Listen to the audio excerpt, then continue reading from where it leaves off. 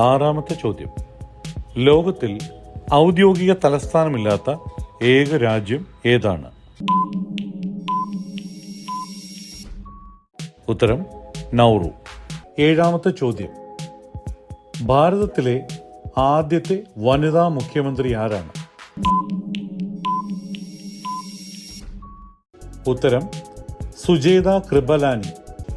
എട്ടാമത്തെ ചോദ്യം. ഇന്ത്യയുടെ ആദ്യത്തെ വനിതാ ലോക്സഭാ സ്പീക്കർ ആരായിരുന്നു? ഉത്തരം മീര കുമാർ. ഒൻപതാമത്തെ ചോദ്യം. ഇന്ത്യയുടെ ആദ്യത്തെ ചീഫ് ഇലക്ഷൻ കമ്മീഷണർ ആരായിരുന്നു? ഉത്തരം സുകുമാർ സെൻ. പത്താമത്തെ ചോദ്യം. ജാലിയൻ വാല ബാഗ് കൂട്ടക്കൊല നടന്ന വർഷം ഏതാണ്? ഉത്തരം 1919 ഏപ്രിൽ മാസം 13-ാം തീയതി.